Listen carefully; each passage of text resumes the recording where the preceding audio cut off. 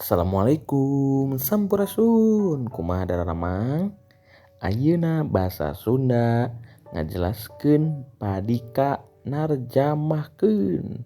Regepkeun nya siap. Undang-Undang Dasar Nagara Republik Indonesia tahun 1845 bubuka saestuna kamardekaan teh hak sakumna bangsa. Kusabab kitu panjajahan di sakuliah dunia kudu dimusnahkeun lantaran teu luyu peri kamanusiaan jeung peri keadilan. Eta contoh tarjamahan UUD anu disundakeun. Yuk urang lebet ka materinya. Bismillah, urang kawitan. Regepkeun sing tarapti. Padika narjamahkeun atawa aturan menerjemahkan. Kahiji aya kamampuh gramatikal, kadua kamampuh sosiolinguistik, jeung katilu kamampuh semantik. Yeuh, urang jelaskeun hiji-hijina. Kamampuh gramatikal mangrupa pangawaruh ngeunaan kekecapan, nyusun kalimah, nyusun alinea jeung ngalarapkeun ejahan. Maksudna kemampuan untuk menyusun kata-kata atau menyusun kalimat ya di setiap paragraf atau baris. Nah, itu kemampuan gramatikal.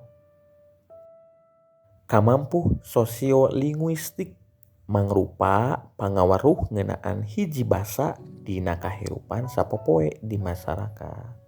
Itu merupakan kemampuan tentang satu bahasa yang ada di masyarakat.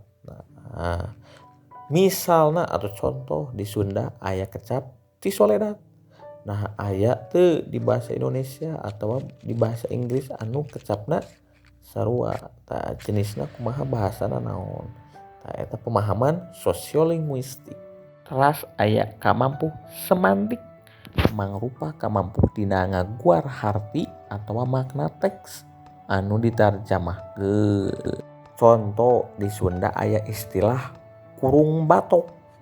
Tah ditarjamahkeun ka Indonesia aya teu nu percis atawa sami. Pami aya tah sebatkeun janten bagai katak dalam tempurung. Soalna aya istilah kurung batok di Indonesia. Sip, lanjeng.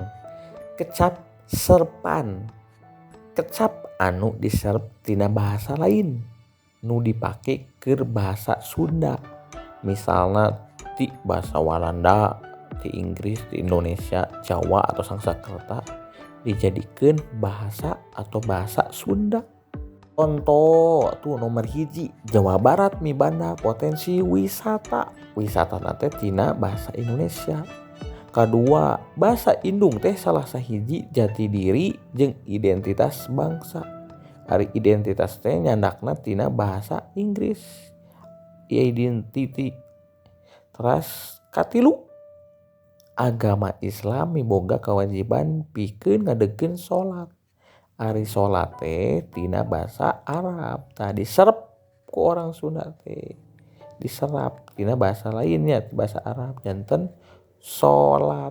Tah gitu. Pek urang tinggal deui nya tuh. Arab tina bahasa Arab. Akhir jadi akhir. Khusyu jadi husu ku orang Sunda mah. Tina bahasa Walanda aerodynamics janten aerodinamika. Hemoglobin jadi hemoglobin. Tinu Inggris tuh flash jadi prase. Pash jadi fase. Nah kitunya jadi diserap. Nah biasanya sok janten Robi si penulisan oge, tapi maksud mah sami wae gitu. Anu pamungkas paribasa tarjamahan kumekarna ilmu pangaweruh jeung teknologi. Paribasa nu kiwari dipake orang Sunda teh aya nu dijieunna tina bahasa Sunda, tapi aya oge meunang narjamahkeun tina bahasa lain. Bahasa Inggris, bahasa Arab atuanya. Contoh tuh paribasa tina bahasa Inggris. Time is money. waktu sarua jeung duit disundakeunna kitu. Teras naon paribasa tina basa Arab, innallaha ma'asyabirin, nu sabar kakasih Gusti disundakeun kitu, janten dialih bahasakeun, ditarjamahkeun kitu nya. Eta salah sahiji perkembangan bahasa Sunda tina teknologi, janten urang apal maksudna eta teh di bahasa Inggris naon, di bahasa Arab naon, kusabab aya tarjamahan ku ayana pangawaruh jeung teknologi. Panutup, kudu seubeuh memeh dahar, kudu nepi memeh indit.